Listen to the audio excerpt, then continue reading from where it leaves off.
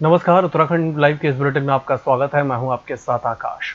रुड़की की civil line कोतवाली क्षेत्र में जोरासी गांव में करीब 1 माह पूर्व हुई शादी समारोह में हर्ष फायरिंग का मामला सामने आने से पुलिस महकमे में हड़कंप मच गया। दरअसल 1 माह पूर्व जोरासी गांव में हुए विवाह समारोह में हर्ष फायरिंग का वीडियो सोशल मीडिया पर तेजी से वायरल हुआ तो पुलिस ने जांच शुरू कर दी है। वहीं रुड़की कोतवाली पुलिस ने मुकदमा पंजीकृत करते हुए हर्ष फायरिंग करने वालों की शिनाख्त भी शुरू कर दी है।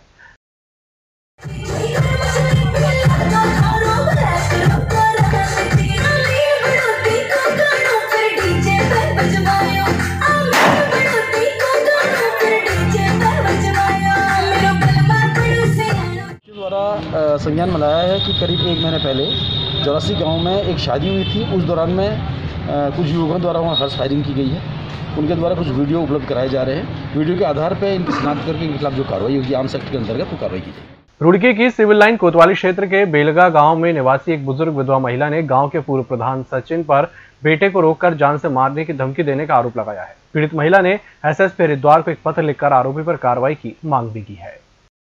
कौन सा गांव? क्या हमारी 1.25 बीघा जमीन कम हो रही बात और आदेश हो जाएगा और क्या पूरी नहीं हो रही एक बार भी तक के। अरे तो तुम्हें पता यहाँ क्या चल रहा है, लफड़ा चल रहा है। टाइम में गाड़ी दे रहे और प्रधान दीवार बुला गुंडे और किसी दीवार हम बस भी क्या लगा रखे, हाई कोर्ट में लगा रखी आपने जमीन का लगा रखा मुकदमा। एसएसपी के यहाँ दरखास्त दे रखी रोशनाबाद। यो मसदार के आना हमारा खेत में हमने भाई बंदी तो दंत ट्रैक्टर कटवा रखा और ये गढ़ ही हम मने कर रहे थे। हम जब मार देने की धमकी दे रहा नुकरा करट लगा कर मारूंगा और मैं सारा खेत खुदवा दूंगा, यो कर दूंगा वो कर दूंगा। प्रधान कह रहा सचिन कुमार जी सारे में लगा रखी। एसएसपी के यहाँ लगा रखी। पौड़ी में काश्तकारों की मेहनत कोरोना काल के बावजूद खेतों में आखिर कितना रंग लाई, इसका आकलन अब फसल कटाई के दौरान गेहूं उत्पादन का माप तौल पर लगाया जा रहा है। जिला प्रशासन और संबंधित विभाग टीम मिलकर इन दिनों फसल कटाई का निरीक्षण कर रही है, जिससे जिले भर में गेहूं उत्पादन का संपूर्ण डेटा तैयार किया जा सके और जिले की प्रोग्रेस का पता भी लगाया जा सके। जिलाधिकारी ने बताया कि उन्होंने संबंधित विभागों को निर्देश दे दिए हैं कि जल्द से जल्द संपूर्ण डेटा वे तैयार कर लें। पैडुलसू पट्टी में आयल गांव में हमने आज जो है क्रॉप कटिंग का कार्रवाई संपन्न किया है और ऐप के माध्यम से सभी डेटा को हमने क्रॉप कटिंग के एक्सपेरिमेंट्स में जितना डेटा प्राप्त हुआ है उतना फीड किया है। 6x5 मीटर का जो क्षेत्रफल में कितना उत्पादन होता है उसका हमने आज आकलन किया है और जो आज के खेत जो भूमिधर थे उनके खेत में 6x5 मीटर के क्षेत्रफल में 11 किलो 820 ग्राम का हमको वज़न प्राप्त हुआ है। और भी बहुत सारे खेतों में हम ये प्रक्रिया अपना रहे हैं। क्रॉप कटिंग का जो लाभ होता है, कभी क्षेत्र में उत्पादन जब कम हो जाता है तो शासन को इसी आंकड़ों के आधार पर अपनी नीति बनाने में सहायता प्राप्त होती है। मैंने सभी से अधिकारियों को क्षेत्र बांट रखा है। सभी क्षेत्र अधिकारी अपने अपने एसडीएम्स, तहसीलदार और कानून को अपने अपने क्षेत्र में जाकर ये क्रॉप कटिंग की कार्रवाई संपन्न कराएंगे। सभी तहसीलों में कार्रवाई की जा रही है और जब इसका डेटा संकलित किया जाएगा, इसके आधार पर क्षेत्र में पैदावार में कितना कमी आया है या कितना उत्पादन जो है बाधित हुआ है इस वर्ष के मौसम के कारणों की वजह से, उसका आकलन इससे होगा और हो सकता है भविष्य में इसी आधार पर कोई योजना भी शासन द्वारा स्वीकृत करके कृषकों को लाभ दिया जा सकता है। नवरात्र के अंतिम दिन जगह जगह धार्मिक आयोजन किए गए। वहीं कुमाऊं के प्रसिद्ध महालक्ष्मी मंदिर में विगत 9 दिनों से चल रहे भगवत कथा का आज समापन किया गया। साथ ही नवरात्र के पावन अवसर पर मंदिर में विधि विधान से पूजा अर्चना करते हुए मंदिर प्रांगण में विशाल भंडारे का आयोजन किया गया। साथ ही कोरोना महामारी को लेकर मंदिर के मुख्य द्वार पर सभी भक्तों का सैनिटाइजर करते हुए मास्क का प्रयोग करने की मंदिर कमेटी ने अपील की। आज भगवान राम का अवतरण दिवस है। आशा करते हैं कि यह भगवान श्री राम का पावन चरित्र यह कोरोना को अवश्य दूर करेगा। भगवान राम में ऐसी शक्ति है, यह दिन प्रतिदिन बढ़ता जाता है। इसीलिए यह कोरोना भी निश्चित ही रावण की मृत्यु की तरह अपने धाम की ओर जाएगा। यही हमारी शुभकामना है। कहना चाहेंगे कि यह अष्टादशभुजा महालक्ष्मी मंदिर अपार भीड़ होती थी हर प्रतिवर्ष, किंतु पिछले वर्ष से लेकर के इस वर्ष तक अभी संख्या नगण्य की ओर है। संख्या में कोई इजाफा नहीं है और यह जो सरकार के द्वारा गाइडलाइन प्रतिबंध लगाए गए हैं, जनता अक्षरशः उनका पालन करती है और कोविड के जो बनाए गए नियम उनका पालन करते हुए लोग अपने घरों से मंदिरों की तरफ कम आए। नवरात्रि 9 दिन की हुई, गिने चुने लोग ही आए हैं, वो भी सैनिटाइजर मास्क लगा करके। निश्चित ये जागरूकता है और हमारे प्रशासन और ये जनप्रतिनिधि हैं वह हमेशा इस बात का ध्यान रखते हैं कि किसी भी व्यक्ति को कोई परेशानी न हो, और व्यक्ति भी समझता है कि हमें यह कोरोना काल है, हमें भी दूरी बना के रखनी है, हमें भी बच के रहना है। अगर हम सुरक्षित रहेंगे तो समाज सुरक्षित रहेगा और सभी लोग सुरक्षित रहेंगे। उत्तराखंड में कोरोना तेजी से अपना पैर पसार रहा है। जिला उधम सिंह नगर के जसपुर में कोरोना तेजी से फैल रहा है। जसपुर के मारिया स्कूल और ब्राइट स्टार स्कूल में 48 छात्र कोरोना पॉजिटिव आने से स्वास्थ्य विभाग और स्कूल प्रबंधन में हड़कंप मच गया। तो वहीं पिछले 3 दिनों में जसपुर में लगभग 140 कोरोना मरीज मिलने से शहर में भय का माहौल बना हुआ है। वहीं जसपुर स्वास्थ्य विभाग चिकित्सा अधिकारी हितेश शर्मा का कहना है कि लगातार वैक्सीनेशन और सैंपलिंग का काम किया जा रहा है और जो भी सरकार के आदेश होंगे उसका पालन किया जा रहा है। लगभग 800 सैंपल भेजे गए पिछले 3 दिन में। उसमें से जो हमें पॉजिटिव रिपोर्ट प्राप्त हुई है लगभग 140 बच्चे और युवा और बुजुर्ग उसमें पॉजिटिव पाए। बॉर्डर पर हमारी जो टीम है उनके द्वारा सैंपलिंग की जा रही है और इसके अलावा हमारे द्वारा एंटीजन के द्वारा रैंडम चेकिंग की जा रही है।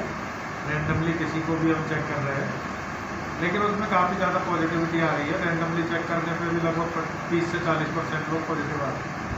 उत्तराखंड के शहरी इलाकों में दोपहर 2 बजे से आवश्यक जरूरतों के सामानों की दुकानें छोड़कर तमाम दुकानों को बंद करने के आदेश के बाद रुड़की के सभी बाजार 2 बजे ही बंद कर दिए गए। पर कहीं ना कहीं सरकार के इस आदेश के बाद कुछ दुकानदारों में दर्द भी दिखाई दिया। दुकानदारों का कहना है कि अभी तक पिछले 1 साल से हुए नुकसान को पूरा भी नहीं कर पाए थे कि दोबारा 2 बजे ही दुकानें बंद करने का आदेश के बाद उनके कारोबार पर भारी असर पड़ गया। जब 2 बजे मार्केट बंद हो जाएगी, सुबह मैक्सिमम मेजॉरिटी जो कस्टमर की निकलती है वो 11 बजे के बाद ही निकलती है। 11 बजे से लेकर 2 बजे तक मार्केट खुलेगा। 3 घंटे तो क्या रहेगा मार्केट में, वैसे ही कुछ नहीं रहेगा।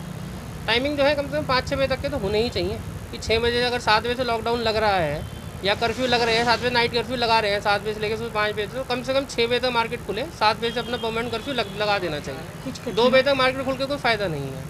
कठिनाइयाँ क्या होती हैं जी, बस यही है कि मार्केट में काम नहीं रहेगा, कस्टमर निकलेगा नहीं, कोरोना की वजह से वैसे ही कम है, और जो बचा कुचा कस्टमर है वो भी बेचारा घर ही रहेगा, क्या करेगा।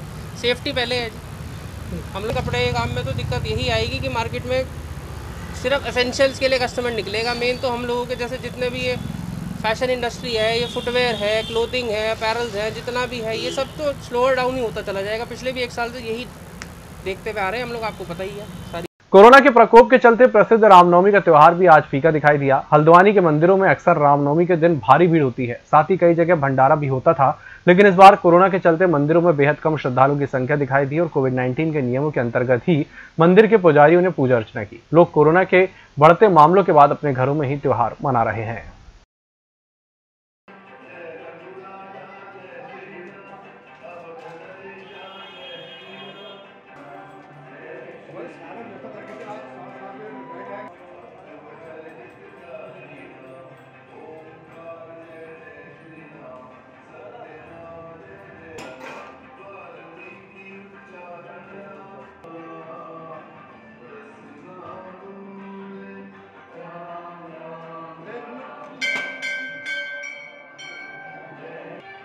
जिस प्रकार संकट काल उत्पन्न हो गया है कोरोना का, मंदिर में संख्या कुछ कम है, लेकिन सब व्यवस्थित रूप से है। सुविधानुसार कम लोग जो है, जो एक परिवार से 7-8 लोग सब परिवार आता था, उसमें से 1-2 जन भक्त ही उपस्थित हो पा रहे हैं। और जो नियम हमारे सरकार ने बनाए हैं गाइडलाइन के अनुसार, उन नियमों का पूर्ण पालन हो रहा है मंदिर में।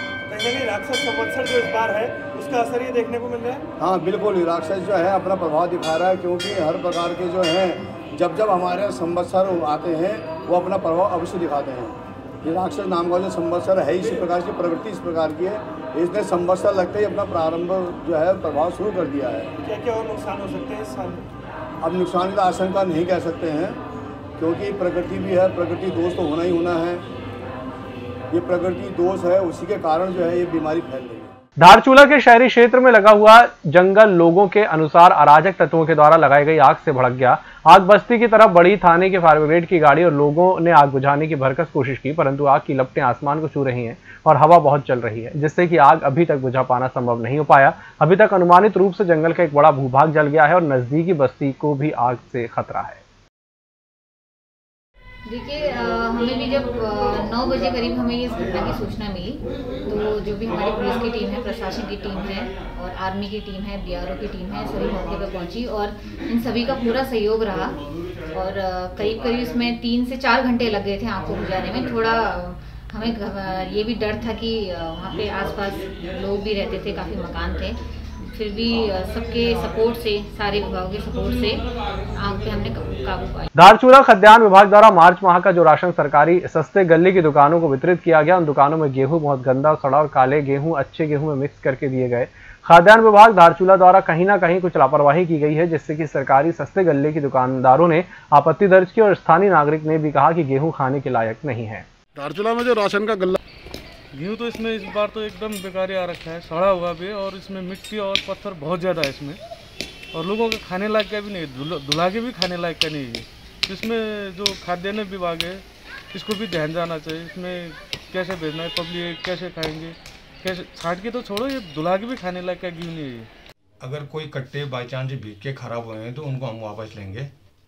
लीकेज से लीकेज रिटर्न ये है कि नाले की वजह से, लीकेज की वजह से हो सकता कोई कट्टे खराब हों, उसको हम वापस लेंगे। इस बुलेटिन में फिलहाल इतना ही। इसी के साथ मुझे दीजिए इजाजत। नमस्कार।